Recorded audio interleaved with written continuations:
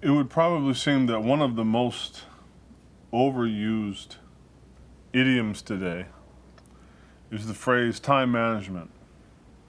It's like a kind of mantra that we hear, almost to the point where we're probably sick and tired of hearing the idea of time management. And the term itself, we say we live in the information age. I would say actually it sounds like we live more in the clerical age, because it sounds, definitely from office culture, from corporate culture, time management. And yet, time seems to be the one commodity that we cannot fabricate. We can't do much about. And if we examine our lives, we are left with a burning question. What are we doing with ourselves, right? Are we using that time in a beneficial way? Or are we just simply slaves to the rhythm, to invoke Grace Jones? I said, if you were to look, and this is, I thought this might be a kind of an average workday routine. Of course, yours may differ depending on responsibilities that you have. But let's say, okay, we have 24 hours in the day. If we take 6 hours for sleep, I don't know about you, I rarely get 8 hours of sleep. I don't think I even get 7 hours of sleep, right? So let's say, I don't know, maybe somehow you do, but let's say we get 6 hours of sleep. That leaves 18 hours in the day. And I'd say, now is different working as an imam, but back when I worked in IT, let's say you had about a 3-hour commute to work, both going and coming. Now, a good friend of mine, he might have 3 hours one way. But let's say we have a 3-hour commute. So that leaves us with 15 hours. And then we have to eat. And for me, I include, cooking, eating. Let's say we take about an hour and a half a day for eating. That includes cooking. That leaves us with about 13 and a half hours a day. And then as a Muslim, right, I have to pray. Now, I know some people did some calculations where their prayer took like all day, was like 18 minutes. I don't know. So I'll put an hour for all 5, right? Including making wudu, right? So I said, all right, to make wudu, right, to do the ritual purification and to perform the prayer with some measure of focus, I said an hour, roughly an hour. And then we got to work. So I said, okay, let's make it 8 hours. Of course, I know many of you probably work a lot more than 8 hours. But let's just say, for sake of argument, 8 hours. Now we're down to 4.5 hours left over. But then, I have a daughter, so I have to do her homework. She comes home, I got to keep. So I said, okay, let's tick off, another hour and a half for that. And that leaves me with 3 hours in the day. What am I going to do with that 3 hours? Now, I get a lot of messages, emails, and so on. People, for instance, wanting to learn Arabic. If you were to singularly focus on learning Arabic,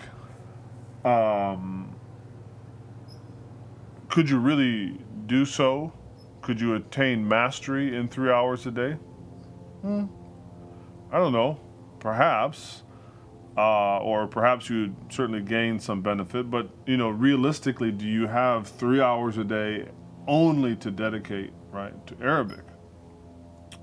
We haven't even gotten to things like exercise, taking care of yourself, like a whole cadre of other things that might be necessary sustaining your marriage, keeping in touch with friends and whatnot. So as you can see, we might be left with just like a very small amount of time. And it reminds me of the beginning of Surah Al-Layl, right? The chapter in the Qur'an in which Allah says in the beginning, وَاللَّيْلِ إِذَا يَغْشَى وَالنَّهَارِ إِذَا تَجَلَّى وَمَا خَلَقَ الذَّكَرَ وَالْأُنثَى إِنَّ سَعْيَكُمْ لَشَتَّى. Right? God swears by the night when it covers, right? When darkness comes and it covers the land, or it brings a cover. And Allah is swearing an oath by this, and then swears an oath by, right, the daytime when it tajalla, when it illuminates and it beautifies, right, when it shows itself, and by the creation of male and female, inna sa'yakum lashatta, that you will kind of have what you're striving for, right? But also the things that you are striving for are lashatta. They are different. And in fact, there's the hadith of the Prophet ﷺ in which he says that the ummahatul anbiya'i, they are mukhtalifa, or al-shatta, right? That they are, they're varied, right? But their deen, right? wa deenuhum wahid, right? That the religion of all of the prophets is one and the same, but their mothers differ, right? Their mothers are different, right? So inna sa'yakum lashatta. Everything that we're doing, as we can see, we made a simple list. We have all these things that we need to get done. But Imam Shaykh al-Sa'di, right? Imam al-Sa'di, he said in his book, I like his tafsir. It's not, as you can see, it's not too thick. Taysir al-Karim al-Rahman fi Tafsir al-Kalam al-Mannan. He writes in his tafsir about this specific verse, Inna sa'yakum lashatta. He says, هذا هو المقسم عليه. So he says that the three verses before it are muqassam. They're like the oaths, and then that this is what is the oath is coming to, right? It comes to a head and saying everything that swears by these mighty oaths, and that to let us know that our life is going to be broken up. We are going to have many pursuits. We are going to have many distractions. And he continues by saying, وبحسب الغاية المقصودة بتلك الأعمال هل هو وجه الله الأعلى الباقي. Very beautiful. He says that, however, according, are these goals really the intended goal by the various deeds that we're doing? Like, is everything that we're running around in life, do they have the goal, do they have the intention for, as he says, هل هو وجه الله الأعلى الباقي? Are they really intended for the exalted, noble, and eternal face of God, right? Meaning going back to the akhirah, or going to the akhirah, going back to Allah, meeting Him. Are the deeds that we are doing, are they for this purpose, right? Is this their intention, or are they, something else? أم هي غاية مضمحلة ثانية, or are they really just goals that are just not only dispersed and varied, but they're kind of doomed to die, or that they are going to just fade away, right? They're going to disappear at some point. And if all we have is 3 hours a day, 2 hours a day, right? is there anything in that space, in that time, that we can make for the journey back to Allah? But as you can see, we are doing other things. I mean, we have to sleep. Our body has rights. We have to pray. Allah has His rights. We have to work and earn a living. Our family has rights. And all of those things can be part of the journey going back. So, I know that when I've seen these workshops and, books and other things that discuss time management.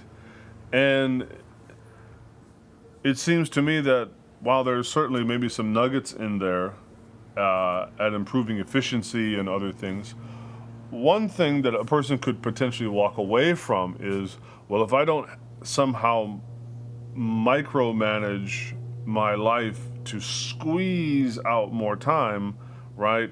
Everything, it's like the pulp of the fruit is of no use, right? We want to squeeze, discard the pulp, and only the juice is what's left. If there's any truth to this analogy whatsoever, one thing that we know is that the pulp of the fruit is actually where the bulk of the nutrition is. And therefore, we should also come to see what we're doing in our very busy lives. It can potentially be distraction, but it can also be benefit, and it can also be, pursuing the faddal and the bounty of Allah. It can be, acquiring our sustenance and so on. And therefore, it might be beneficial to look at this right through a slightly different lens, through a slightly different perspective, to actually help us feel a little bit better about what we're doing on a daily basis. That isn't to say that we shouldn't be discerning, we shouldn't look and examine and try to determine whether or not some of what's in there is indeed mindless, distraction, or things that are taking the heart away from that pursuit of, he says, going back to, wajhillahi al-a'la al-baqi, right? Going back, on that journey eventually, right, to the wajh of Allah, the face of Allah, the exalted and the everlasting. So in your goings and comings, and perhaps you're even reading some self-help books or YouTube videos on time management. Inshallah, may Allah put barakah, put blessing into your time and make it beneficial for you, but also realize that there is a value in the journey itself, and it's not just about squeezing out the sweet juice and discarding the pulp. The pulp is also nutritious and beneficial. So some just things to contemplate. I've been enjoying doing these little videos. If you like them, hit the like button or subscribe. Leave a comment of something else you would like to have discussed. Jazakumullahu khairan. Assalamu alaikum.